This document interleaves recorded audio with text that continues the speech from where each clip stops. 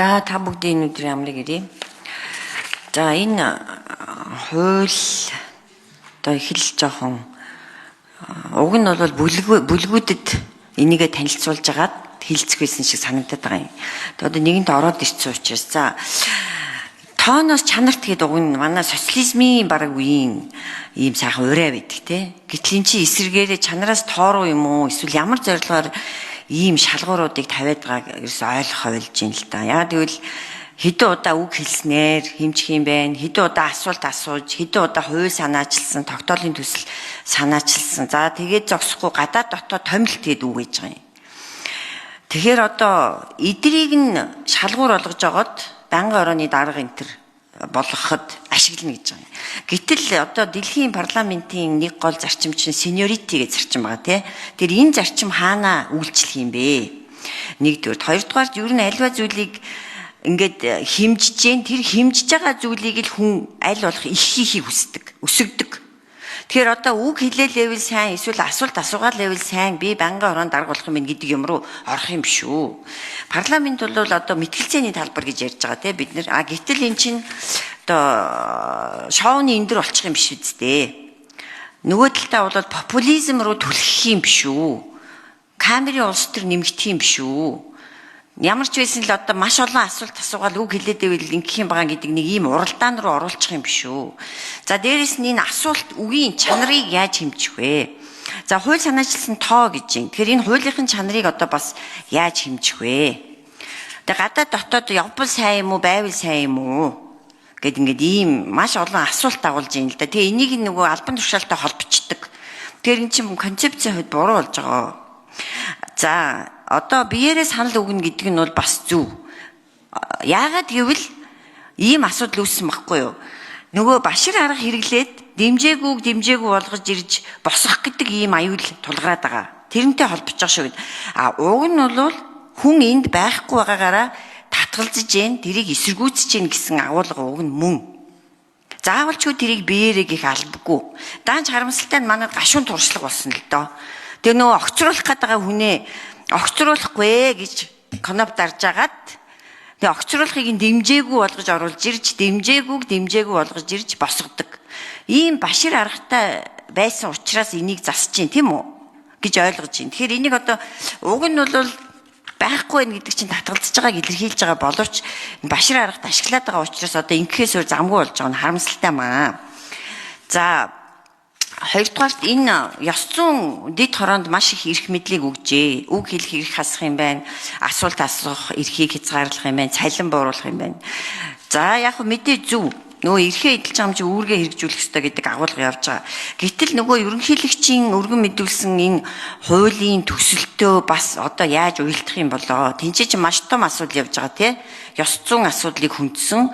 Тэгээ ёс зүйн зөрчил гаргавал эгүүлэн татна гэд. Тэр энэтэй яаж холбогдох юм бэ? Тэрэн дээр бол гишүүд маш их хэрэгэлдсэн. Хэдийгээр бүгд агуулгаар нь дэмжсэн боловч энэ одоо ёс зүйн асуудлыг хөндөж байгаа нь өөрөө сөрөг хүчнээ эсвэл шүүмжлэлтэй ханддаг гишүүдийг ингэж шийтгэх хэрэгсэл болчих юм биш байгаа гэдэг ийм асуудлыг бол ярьж исэн.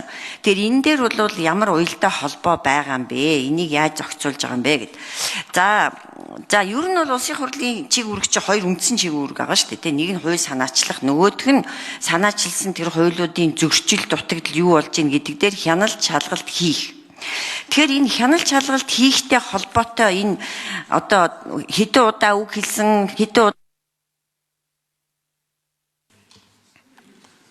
За бэмцгтэр хариулъя. За шууд асуултаа дуусгаж ирж байна. Жудгийн баримаа гишүүн нэмж тодруулъя.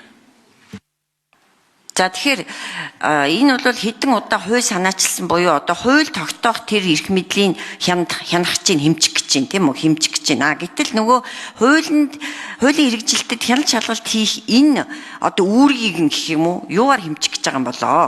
Нөгөө төр хороо байгуулж байж сая энэ эрхээ эдлэн. Атал эн чинь маш зөрчилтэй буюу нэг чуулганы одоо үед хоёрхан дэд хороо төр хороо байгуулах ийм боломжтой байгаад идэг. Тэгэнгүүт энэ одоо үүргээ яаж хэрэгжүүлж байгааг нь яаж хянах байгаа юм болоо. Энэ дээр тусгасан зүйл байгаа юу? За дараагийн асуулт. Энэ байнгын хороо. Засгийн газар бол одоо ингээд халагдаж солигдоод ээж одоо болдгийм байлгүй дээ.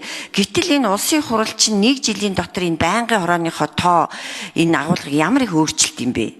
Одоо хууль тогтоох байгууллага нь өөрөө ингэж байнгын хороогоо ерөөсө байнгын одоо 3 дахь өөрчлөх гэж байна миний санджаар.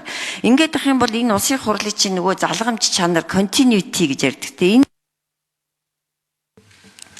За бямцгтар тодруулъя. Хариулъя. За улсын хурлын гишүүд 2 үндсэн чиг үүрэгтэйс 3 үндсэн чиг үүрэгтэй. Ард түмнийг төлөөлөх, хууль тогтоох, хуулийн хэрэгжлийн хяналт тавих. Тэ. Энэ дээр үндсэндээ бол бид нэг хууль тогтоох чиг үүргээ илүү анхаарал байдаг. Хуулийн хэрэгжилтэнд хяналт тавих чиг орхичоод байдаг. Байсан. Тийм учраас бид 19 он үндсэн хуулийн нэмэлт өөрчлөлтөнд хянан шалгах чиг үүргийг их хурлын бүр эрхийг нэмэгдүүлсэн. Үүнтэй холбоотойгоор 20 онд хяналт шалгалтын тухай хуулийг баталсан. Ингээд энэ хяналт шалгалтын тухай хуулийг хэрэгжүүлэх явцад одоо бас энэ хяналт шалгалт гэдэг төр хороо байгуулах айгүй одоо хяналт шалгалтын дээд хэлбэр нь мөн мөрдөн шалгах үйл ажиллагаа явуулах. Гэтэл наадталд нь асуулт тавих, асуулга тавих, нийтийн хяналтын сонсгол хийх ажлын хэсэг байгуулж тийм хуулийн хэрэгжлийн хяналт тавих гэдэг олон чиг үүргүүдэд бид ашиглахгүй байгаа. Тэгэхээр та энэ одоо нэгэн тухай хууль үзэх юм бол энэ дээр улсын хурлын тухай хуулийн дээр энэ хяналт тавих чиг үүргүүдийг нэлээд нэмэгдүүлж өгч байгаа. Одоо энэ парламент 2 жил орчим хугацаа болох гэж байна. Нэг удаа асуулга хилцсэн билээ их хурлын гишүүний асуулгаар хилцээг баг. Тэгвэл энэ хуулиар сар бүрийн 1 дэх 3 дахь 7 хоногт улсын хурлын гишүүдийн тавьсан асуулгыг хилцдэг байх дэг орж байгаа. Асуултуудыг байнгын хором дээр хилцдэг байна. Энэгээр үндсэндээ бол хянан шалгах чиг үүргийг хэрэгжүүлэх боломжийг нээж өгч байгаа. Дээрээс нь амлалтын бүртгэд хөдөлдөг байна. Чуулганы хуралдаан сайд нар орж ичил таны асуултанд ойлголоо, таны гишүүний таны юмд анхаарна гэдэг тэрийн бүгдийг нэг үрслэн бүртгэж яваад чуулганы хуралдаанд худлаа хэлж болохгүй, худлаа хэлэх юм хариуцлага хүлээн за тэгнэ шийднэ гэсэн бол шийддэг байх хэвээр энийг бүртгэж яваад гүйцэтгэл биелэлтийн шахдаг байх. Иймэрхүү байдлаар тодорхой зохицуултууд орж ирж байгаа. Яагаад энэ асуулга ингээд гадаад дотоод томилт бүртгээд байгаа юм бэ гэж. Угаасаа урд нь бүртгэдэг байсан.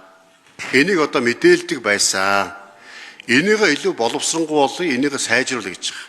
Тасалсан, гадаад томилолт, дотоод томилолт, чөлөөтэй байсан, өвчтөй байсан, хуралдаандаа суусан, хоцорсон бүх мэдээллүүд одоо ч хүртэл ингэ явж байгаа.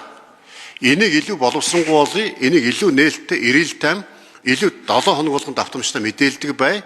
Ингэснээр гишүүдийн иргэдээс сонгох тийм үү, сонгогчдод төлөөлөх эрхээ хэрэгжүүлж чадж гинөө. Иргэдийн өмнө хүлээсэн үүргээ их хурлын гишүүд биелүүлж чадж гинөө, чадахгүй байна уу гэдэг мэдээлэл нь иргэдэд нээлттэй ойртуулж өгч байгаа. Ингэж ойртуулж өгчөөж илүү гишүүд бол хариуцлагатай болох болов.